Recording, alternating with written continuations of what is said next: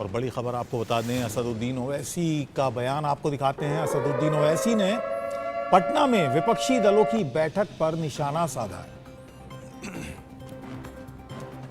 बैठक में शामिल नेताओं का उन्होंने ट्रैक रिकॉर्ड पूछा। उन्होंने यह भी कहा कि गोधरा कांड के वक्त नीतीश कुमार रेल मंत्री थे। आगे उन्होंने कहा कि कांग्रेस की वजह से ही बीजेपी 2 बार सत्ता में आई। ये बड़ा बयान आया है असदुद्दीन ओवैसी का गठबंधन को लेकर। उन्होंने कहा कि दिल्ली अभी दूर है।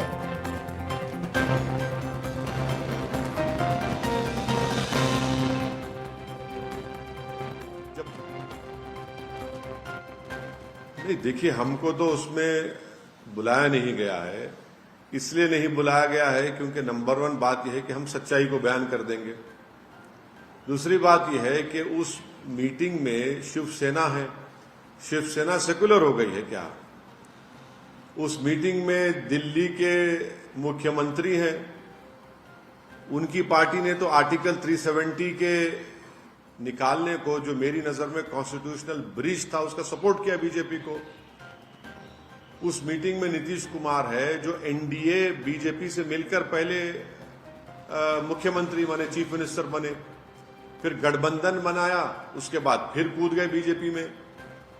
जब गोधरा का वाकया हुआ तो नीतीश कुमार तो रेल मंत्री थे ना। जब गुजरात में जेनोसाइड और प्रोग्राम हो रहा था, जब नीतीश कुमार तो बीजेपी के साथ थे। तो अभी गठबंधन हारा के अपने अंजाम को नहीं पहुंचाया, लेकिन इसमें पलीता अभी से लगना शुरू हो गया है। मेरे सहयोगी शक्ति इस वक्त मेरे साथ बने हुए हैं पटना से। उनसे इस बैठक के बारे में भी जानेंगे और जिस तरह के बयान इस बैठक को लेकर शक्ति आ रहे हैं वो किसी पलीते से कम नहीं है। विपक्षी एकता को लेकर बार बार कहा जा रहा है, लेकिन बहुत सारे ऐसे दल हैं, अभी जो सुनने में आ रहा है कि आम आदमी पार्टी और कांग्रेस में ठनी हुई है। उधर अधीर रंजन जो हैं बंगाल में, वो तैयार नहीं है ममता बनर्जी के साथ जाने के लिए। तो अभी बहुत सारे मरहले हैं जो पार करने हैं। बिल्कुल, देखिए, जिस तरह से विपक्षी एकता की बैठक हुई और बैठक के बाद प्रेस कॉन्फ्रेंस किया गया और उसमें एक मैसेज देने की कोशिश की गई तमाम दलों के द्वारा कि हम सारे जो विपक्षी दल जो हैं सब में एकता है और सभी एक कॉमन मिनिमम प्रोग्राम के तहत काम करेंगे। लेकिन देखिए, जो पेज है इससे कहीं ना कहीं इतना आसान नहीं है जो दिख रहा है, क्योंकि कई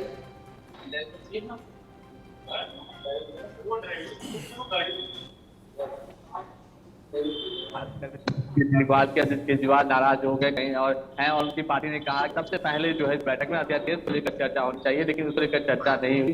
तो इस पर भी जो है अरविंद केजरीवाल की पार्टी और कांग्रेस के बीच में ठन गई है। दोनों जो है अब अलग केजरीवाल पार्टी आपने कहा है कि जब तक मुद्दों को लेकर अध्यादेश पर चर्चा नहीं होगी, केजरीवाल किसी भी विपक्षी पार्टी की जो बैठक होगी पक्ष उसमें शामिल नहीं होंगे। और अगर बात करें बंगाल मुख्यमंत्री ममता बनर्जी की, तो ममता बनर्जी और धीरे धीरे कांग्रेस की तरफ से भी जो है ठन गई है। जिस तरह से कांग्रेस बंगाल में हिंसा हो रही है, उसके बाद जो है कांग्रेस और बहुत सारे मुद्दे हैं शक्ति। एक खबर ये भी आ रही है कि उमर अब्दुल्ला और अरविंद केजरीवाल में ठन गई थी इस बात को लेकर कि आम आदमी पार्टी लगातार कांग्रेस पार्टी पर यह दबाव बना रही है कि जो अध्यादेश आया है दिल्ली में, दिल्ली सरकार को लेकर जो अध्यादेश आया है उस पर वो राज्यसभा में साथ दें।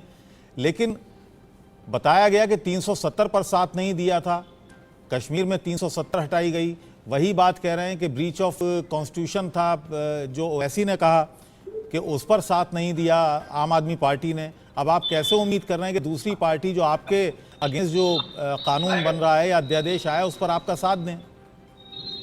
देखिए, बिल्कुल सही आपने कहा कि 370 को लेकर भी अरविंद केजरीवाल और उमर अब्दुल्ला के बीच में, क्योंकि जिस तरह से कल उमर अब्दुल्ला और महबूबा मुफ्ती ने कहा कि देश में सबसे पहले लोकतंत्र में कहीं न कहीं जो है खतरे में है, तो तस्वीर में है, क्योंकि वहां पर 70 हटा दिया गया।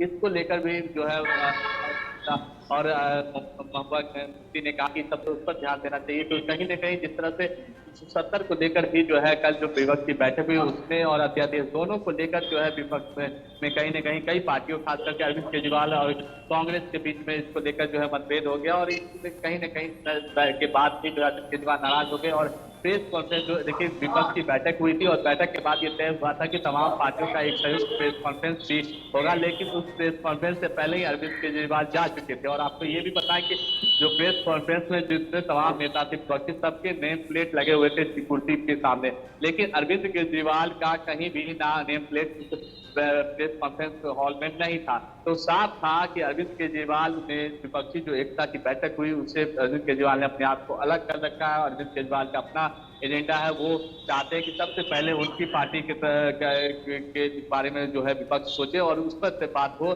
कांग्रेस जो है राज्यसभा में 7 अध्यादेश पर और इन तमाम मुद्दों को लेकर कहीं न कहीं जो विपक्षी एकता की बात कही जा रही थी वो कहीं न कहीं जो खटाई पड़ती दिख रही है। क्योंकि चलिए आप हमारे साथ बने रहिए शक्ति, आपसे आगे भी बातचीत करेंगे। फिलहाल एक और रिपोर्ट हम अपने दर्शकों को दिखा दें कि पटना में विपक्ष की मीटिंग के बाद आम आदमी पार्टी ने कहा कि अध्यादेश पर कांग्रेस अपना रुख साफ करे, नहीं तो उसके साथ किसी बैठक में शामिल नहीं होने वाले। इतना ही नहीं, पटना में हुई प्रेस कॉन्फ्रेंस पहले अरविंद केजरीवाल दिल्ली के लिए रवाना हो गए। दिल्ली पहुंचकर आम आदमी पार्टी ने स्टेटमेंट जारी कर कांग्रेस को केंद्र सरकार के अध्यादेश पर अपना रुख साफ करने को कहा है। विपक्षी एकता में फूट पर हमारे सहयोगी नवीन निशांत ने आम आदमी पार्टी के नेता जैस्मीन शाह से बात की। पटना में विपक्षी एकता को लेकर तमाम विपक्षी दलों की मीटिंग बुलाई गई थी, लेकिन मीटिंग खत्म होते होते विपक्षी एकता में दरार बढ़ती दिख रही है, क्योंकि आम आदमी पार्टी प्रेस कॉन्फ्रेंस में शामिल नहीं हुई और अब आम आदमी पार्टी की तरफ से बयान जारी किया गया है कि जब तक कांग्रेस अध्यादेश पर अपना स्टैंड क्लियर नहीं करती तब आम आदमी पार्टी ऐसी किसी मीटिंग में शामिल नहीं होगी। और इस पूरे मुद्दे को लेकर बातचीत करने के लिए हमारे साथ आम आदमी पार्टी के सीनियर लीडर जैस्मीन शाह हैं। सर, विपक्षी एकता की बात हो रही थी लेकिन दरार पड़ती दिख रही है। तमाम जो विपक्षी दल हैं वो भी कह रहे हैं कि विपक्षी एकता एक हवा है जो शायद पूरा नहीं हो सकता। नहीं, देखिए बात ये नहीं है। आज जो मीटिंग हुई पटना में, अच्छी मीटिंग हुई, 15 दल विपक्षी दल मौजूद थे और कई मैटर्स पे चर्चा हुई। हमारी तरफ से ये साफ था कि एक एजेंडा दिल्ली का काला अध्यादेश भी रहेगा और उसके ऊपर भी चर्चा होगी। देखिए, आज देश की पूरी जनता जानती है कि दिल्ली के ऊपर जो ये काला अध्यादेश थोपा गया है भाजपा की सरकार के द्वारा, वो लोकतंत्र के मुंह पे तमाचा है, वो देश के संविधान के मुंह पे तमाचा है और सुप्रीम कोर्ट की जो जजमेंट आई थी 5 बेंच जजमेंट, उसके भी मुंह पे तमाचा है। और इतना ही नहीं, अगर आज आपने दिल्ली के अध्यादेश को नहीं रोका संसद में, तो कल ये किसी भी नॉन बीजेपी गवर्नमेंट के साथ ऐसा हो सकता है, ये हम सब जानते हैं। इसलिए आज जो 15 दल बैठक हुई थी उसमें ये मुद्दे की चर्चा हुई। इसमें 12 ऐसे दल हैं जिनके राज्यसभा में सांसद है और इन 12 दलों में से 11 दल एक साथ सुर मिला के कह रहे हैं कि ये अध्यादेश काला अध्यादेश है और इसको रोकना जरूरी है। केवल और केवल कांग्रेस इस पे चुप्पी धारा हुआ है। इतना ही नहीं, आम आदमी पार्टी ने भी और सारे विपक्षी दलों ने कांग्रेस को समझाने की बहुत कोशिश करी कि ये बहुत गंभीर मुद्दा है, लोकतंत्र को खत्म किया जा रहा है एक राज्य में, तो इस पे आपको बोलना होगा। फिर भी ये लोग चुप रहे। उसी के साथ साथ कांग्रेस के जो वरिष्ठ नेता हैं दिल्ली और पंजाब की यूनिट में, वो खुला कह रहे हैं कि नहीं, इस पे तो हमें मोदी जी का साथ देना चाहिए। इतना ही नहीं, कुछ जो हमारे सूत्र हैं, विश्वसनीय सूत्र हैं कांग्रेस में, वो कह रहे हैं कि नहीं, बीजेपी के साथ भी कांग्रेस की बातचीत चल रही है कि जब ये राज्यसभा में ये आएगा अध्यादेश तो हम वॉकआउट कर लेंगे, बीजेपी को जिता देंगे। तो ये सारे मुद्दे को जब एक साथ देखे तो दुख होता है कि कांग्रेस जो इतनी बड़ी पार्टी है, नेशनल मुद्दों पे हमेशा अपनी बात रखती है, इस पे चुप क्यों है। और इसलिए आज हमें ये कहना पड़ा है कि अगर कांग्रेस राज्यसभा में इस मुद्दे पे आम आदमी पार्टी और सारी विपक्ष का साथ नहीं देती, तो ऐसा कोई भी गठबंधन जिसमें कांग्रेस शामिल हो उसमें आम आदमी पार्टी का रहना मुश्किल हो जाएगा। सर, एक आखिरी सवाल रहेगा। जो कांग्रेस के अध्यक्ष हैं मल्लिकार्जुन खड़गे, उनका कहना था कि ये मीटिंग 2024 को लेकर बुलाई गई है, एकता को लेकर। जो अध्यादेश का मामला है संसद में पेश होगा, हम संसद में इस पर चर्चा करेंगे। चर्चा, देखिए, ये मेरे ख्याल से बात से बचने की इसमें से बचने वाली बात हुई, क्योंकि इस पे तो ऑलरेडी पंजाब और दिल्ली के उनके नेता खुला कह रहे हैं कि इसमें हम मोदी जी का साथ देंगे, आम आदमी पार्टी की सरकार को कुचल देना चाहिए, हर बयान आ रहे हैं। इतना ही नहीं, नेशनल इतने सारे इश्यूज होते हैं, कांग्रेस हर दिन अपना बयान देती है। तो इस मुद्दे पर जहां पे पूरा देश एक साथ है, पूरा विपक्ष एक साथ है, सुप्रीम कोर्ट की बेंच एक साथ है और कह रही है कि नहीं, दिल्ली में चुनी हुई सरकार होनी चाहिए, उस पर अगर कांग्रेस चुप्पी रखती है और ये बहानती है, तो जरूर कोई संदेह पैदा होता है कि उसकी मंशा क्या है, वो क्या सेटिंग चल रही है उनकी बीजेपी के साथ। बिल्कुल, तो शुक्रिया बात करने के लिए। नवीन निशांत, इंडिया न्यूज, दिल्ली। और मेरे सहयोगी नवीन निशान भी मेरे साथ दिल्ली से जुड़े हैं। नवीन, ये बताएगा कि ये पेच काफी मुश्किल है दोनों ही पार्टियों के लिए, आम आदमी पार्टी के लिए भी और कांग्रेस पार्टी के लिए भी। कांग्रेस पार्टी को अपनी छवि बचानी दिल्ली में, अगर साथ देती है तो मुश्किल, साथ नहीं देती है तो मुश्किल। बिल्कुल, देखिए बता दें कि सिर्फ दिल्ली ही नहीं बल्कि पंजाब भी कांग्रेस के लिए कहीं ना कहीं मुश्किल है। खड़ा कर रहा है। और जब जो कांग्रेस का शीर्ष नेतृत्व है उन्होंने अध्यादेश को लेकर जब कांग्रेस के दिल्ली और पंजाब इकाई को बुलाया था तब भी इस मीटिंग का विरोध हुआ था, क्योंकि दिल्ली में आम आदमी पार्टी कांग्रेस को हराकर सत्ता में आई थी और लगातार जुबानी जंग देखने को मिलती है आम आदमी पार्टी और दिल्ली कांग्रेस के नेताओं के बीच। पंजाब में भी यही हाल था, पंजाब में भी सत्ता में कांग्रेस काबिज थी और आम आदमी पार्टी उन्हें हराकर पंजाब में उनकी सरकार बनी। तो ऐसे में कहीं ना कहीं कांग्रेस के लिए मुश्किल ये है कि दिल्ली और पंजाब के जो कांग्रेस नेता हैं वो चाहते हैं कि अध्यादेश के मुद्दे पर कांग्रेस समर्थन ना करे आम आदमी पार्टी का, लेकिन कांग्रेस के सामने ये भी संकट है कि जो ऑपोजिशन यूनिटी की बात हो रही है उसमें अगर कांग्रेस अध्यादेश का समर्थन अध्यादेश का विरोध नहीं करती है तो आम आदमी पार्टी सहित कई ऐसी पार्टियां हैं जो उस जो यूनिटी है उससे अलग हो जाएंगी। और कांग्रेस के पास राज्यसभा में 31 सांसदों की संख्या है और आम आदमी पार्टी को भी ये पता है कि अगर कांग्रेस अध्यादेश का विरोध नहीं करती है तो जी, काफी विपक्षी मुश्किल एकता की तो उनके बात सामने नवीन है आएगी। ही। दूसरी बात यह भी है कि अगर कांग्रेस पार्टी समर्थन नहीं करती है आम आदमी पार्टी का तो वो समर्थन कर देती है भारतीय जनता पार्टी का, केंद्र सरकार का, वो भी वो नहीं चाहेगी। बिल्कुल, देखिए कहीं ना कहीं समझना होगा कि कांग्रेस अभी के समय एक दोधारी तलवार पे है। एक तरफ अगर वो अध्यादेश का विरोध करती है तो निश्चित तौर पर पंजाब और जो दिल्ली के नेता हैं उनकी नाराजगी उन्हें झेलनी पड़ सकती है, क्योंकि दोनों दलों के नेता दोनों राज्यों के नेताओं की बैठक बुलाई गई थी और कोई नतीजा नहीं निकला था। और अगर कांग्रेस अध्यादेश का विरोध नहीं करती तो इसका मतलब वो समर्थन कर रही है। और ये आरोप आम आदमी पार्टी कुछ दिनों से लगा रही है कि कांग्रेस जब अध्यादेश पे वोटिंग होगी तो वॉकआउट कर सकती है। तो कांग्रेस को अभी के समय समझना होगा कि आखिर उनका अगला कदम क्या होगा, क्योंकि अध्यादेश का जो मुद्दा है वो लगातार बढ़ता जा रहा है। और कभी 12 जो पॉलिटिकल पार्टी जिनके राज्यसभा में प्रतिनिधित्व था वहां पर राज्यसभा में जहां उनके सांसद हैं उनमें से 11 दलों ने कहीं ना कहीं अध्यादेश का विरोध किया था, लेकिन कांग्रेस ने अपने पत्ते नहीं खोले। तो ऐसे में आम आदमी पार्टी अभी के समय लगातार हमलावर है कांग्रेस पर और साफ कह रही है कि कांग्रेस का वो अपना मुद्दा क्लियर करे कि आखिर अध्यादेश पे कांग्रेस का क्या रुझान है। चलिए, बहुत बहुत शुक्रिया नवीन इस पूरी जानकारी के लिए। शक्ति कुमार, आपका भी बहुत बहुत धन्यवाद। पटना से जानकारी शक्ति मेरे साथ जुड़े हुए थे, शुक्रिया आपका। और उधर आम आदमी पार्टी के अध्यादेश के समर्थन मामले पर कांग्रेस के वरिष्ठ नेता से हमारे सहयोगी मनोहर ने बात की। बातचीत करने के लिए कांग्रेस सांसद प्रमोद तिवारी हैं। सर, कल जिस प्रकार से पटना में बैठक हुई है विपक्षी पार्टियों का, लेकिन जिस विकल्प लेकर आप लोग गए थे वो विकल्प तो नहीं निकला। मैं नहीं जानता, अगर ईमानदारी से विश्लेषण किया जाए तो उद्देश्य तो दो ही थे कि हम अगला चुनाव लोकसभा का मिलजुल कर लड़ें। 17 पार्टी 100% निर्णय हो गया कि हम मिलजुल कर लड़ेंगे। हमारी कोशिश यही थी कि वोटों का बंटवारा ना हो। वोटों का बंटवारा भी रोकने के लिए हमने तय कर लिया कि एक के खिलाफ एक उम्मीदवार देंगे। ये भी तय हो गया कि अगली बैठक 12 जुलाई 10 जुलाई को जगह भी तय हो गई, शिमला। तो मेरी समझ में नहीं आ रहा है कि 100% एजेंडा जो था हमारा पूरा हुआ। अब उसमें कौन सी कमी दिख रही है ये मैं नहीं समझ पा रहा हूँ। भाजपा की कमी अगर कुछ दिख रही है उनको तो उनको बता दूं, हम उनको 100 सीटों के नीचे समेट देंगे, हम इकट्ठे होकर लड़ेंगे। लेकिन सर, आम आदमी पार्टी लगातार ये कह रही है कि अध्यादेश को लेकर के कांग्रेस स्टैंड क्लियर करें, इसीलिए कल केजरीवाल प्रेस कॉन्फ्रेंस में शामिल नहीं हुए और वो कह रहे हैं कि आगे जो भी बैठक होगी जब तक कांग्रेस स्टैंड क्लियर नहीं करती हम बैठक में शामिल नहीं होंगे। देखिए, हर राज्य की समस्याएं। इस समय हम लोकसभा के चुनाव के लिए एक होकर वोटों का बंटवारा न हो, भाजपा का खिलाफ एक उम्मीदवार लड़े, यही एजेंडा रख रहे हैं। वरना हर राज्य में कुछ न कुछ अपनी समस्याएं हैं। जहाँ तक केजरीवाल जी का प्रश्न है, उन्होंने तो कुछ बोला नहीं, उनके प्रवक्ता ने बोला है।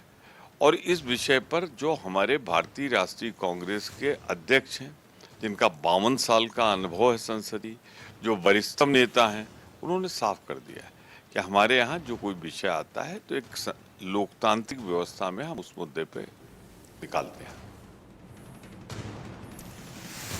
उधर पटना में विपक्षी पार्टियों की बैठक पर बिहार विधानसभा में नेता प्रतिपक्ष विजय कुमार सिन्हा ने हमला बोला है, आपको सुनवाते हैं।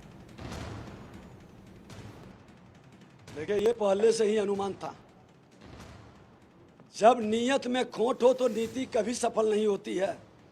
सबका अपना हिडन एजेंडा था, डरे सहमे लोग हैं पाप सबने किया है, जनता की गाढ़ी कमाई को सबने लूटा है। जेल जाने के डर से ये भ्रष्टाचारियों की जमात अपने सिद्धांत को, अपने एजेंडा को छोड़ के बैठा, भयभीत है, चाहत है कि किसी तरह से बच जाएं, लेकिन अपने स्वार्थ महत्वाकांक्षा की टकराहट में सब बेचैन है कि कहें इसके साथ मिलने पर मेरी ही अस्मिता समाप्त नहीं हो जाए। इसके चक्कर में ये भंडोल हो गया बैठक, और ये मूल रूप से इनका कॉमन मिनिमम प्रोग्राम तुष्टीकरण है। उधर सुभाषपा प्रमुख ओपी राजभर ने विपक्ष की बैठक का समर्थन किया और बोले, बुलाते तो हम भी जरूर जाते। ओपी राजभर ने समाजवादी पार्टी प्रमुख अखिलेश यादव के पीडीए फार्मूले पर भी जमकर निशाना साधा। साथ ही बोले, मायावती को साथ लेना बहुत जरूरी है। आज पटना में विपक्षी एकता को लेकर बैठक हो रही है और उत्तर प्रदेश में ये विपक्षी एकता किस तरीके से काम करेगा, क्या ये कारगर साबित होगा, इस पे बातचीत करने के लिए हमारे साथ ओम प्रकाश राजभर भी जी हैं। सीधे उनसे बात करते हैं। सर, आज पटना में विपक्षी एकता को लेकर नीतीश कुमार जी की अगुवाई में बैठक हो रही है। उत्तर प्रदेश के लिहाज से आप क्या समझते हैं कि ये कितना कारगर होगा? देखिए, वो जो बैठक हो रही है उस बैठक का हम स्वागत करते हैं कि जो पहल हो रही थी कि सबको एक साथ बैठाने की, तो वो बैठाने का प्रयास हुआ है।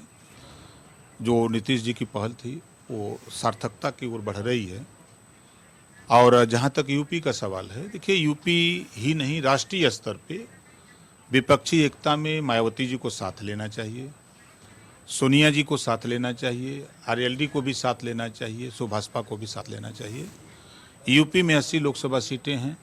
यहाँ आरएलडी, बसपा, कांग्रेस, सुभाषपा, सपा और जदयू ये एक साथ होकर मिलकर लड़ें तो यूपी का एक बड़ा रिजल्ट होगा, जो अतिशयोक्ति रिजल्ट आएगा। सर, मायावती की बात आप कर रहे हैं कि मायावती को साथ लेना चाहिए, लेकिन इस बैठक में अखिलेश यादव के पास जब नीतीश जी आए थे तो मायावती जी को तो इनवाइट किया नहीं गया। तो मायावती जी भी कल जो है उनका दर्द छलका, उन्होंने साफ तौर पे कहा कि जो है दिल मिले न मिले हाथ मिलते रहना चाहिए। आप समझ लीजिए कि हाथ मिलाने अगर जाएंगे तो चाय तो पिएंगे, तो जो कटता है, जो दर्द है, तो कुछ तो कम होगा। 2 बार हाथ मिलाने में तीसरी बार चाय, तो पता लगा पार्टी से पार्टी मिल जाएगी। तो सबको ज़रूरत है, अकेले कोई कुछ कर नहीं सकता है। सब लोग चाहते हैं, बस वही दिल में जो युगो है, युगो निकाल करके सब लोग गठबंधन में शामिल हों। ये हमारा प्रयास और पहल हम भी करेंगे। अगर आपको जैसे आगे भविष्य में अगर बुलाया जाता है तो क्या आप इस गठबंधन में शामिल होंगे? क्योंकि इधर भी जो है आप भाजपा के साथ करीबियाँ जो आपकी बढ़ रही थी, चर्चाएँ सामने आ रही हैं। करीबियाँ तो आप लोगों से ज़्यादा है। भाजपा किसी नेता से गठबंधन के सवाल पे कोई बातचीत ही नहीं है। हम तो अभी भी कह रहा हूं कि कल अगर मायावती जी को, आज बैठक हो रही है, सारे लोग मिलकर के मायावती को मना लें, सोनिया जी हो जाएं, नीतीश जी हो जाएं, जयंत जी हो जाएं, एक मंच पे हो जाएं, हमको बता दें 2 घंटा पहले, उन लोगों से पहले ही हम पहुंच जाएंगे मंच पे। अखिलेश यादव लगातार जो है, अभी 2-3 दिन पहले भी उनका बयान आया कि सभी दलों को एक साथ होना चाहिए। आप तो पहले भी गठबंधन में रहे हैं, आपको क्या लगता है कि एक बिग बॉस की भूमिका निभाने की कोशिश कर रहे हैं उत्तर प्रदेश में? नहीं, देखिए, जबान से नहीं होगा, काम से होगा। आप बंगाल जाके मिल सकते हैं, लेकिन यूपी में ही मायावती से क्यों नहीं मिल रहे हैं? बड़ी नेता हैं, राष्ट्रीय पार्टी है उनकी, आपकी तो राजी दल है। वो 4 बार मुख्यमंत्री रही हैं, आप तो 1 बार रहे हो। हर लिहाज से भी उनका राष्ट्रीय स्तर पे वोट है, आपका प्रदेश स्तर पे वोट है, उस लिहाज से भी वो पार्टी बड़ी है, तो आपको उनसे मिलना चाहिए। ठीक, हम लोग छोटी पार्टी भाई अनरिकॉग्नाइज हैं, चाहे वो राष्ट्रीय लोक दल हो, चाहे सुभाषपा हो। तो जब मायावती जी से मिल लेंगे तो हम लोग को सूचना दे दें कि भाई आप लोग भी आ जाओ, तो हम लोग भी आ जाएंगे। टेलीफोन से भी बुला लेंगे तो हम लोग पहुँच जाएंगे। तो ये थे सुभाषपा प्रमुख ओम प्रकाश राजभर, जिनका साफ तौर पे कहना है कि अगर विपक्षी एकता कारगर तभी साबित होगा जब सभी दलों को एक साथ लेकर चलना होगा। और ख़ास तौर से उत्तर प्रदेश के लिए अगर बात करें तो बिना बहुजन समाज पार्टी के कोई भी विपक्षी एकता कारगर नहीं साबित होगी। कैमरा पर्सन नफीस के साथ मार्तन सिंह, इंडिया न्यूज़, लखनऊ।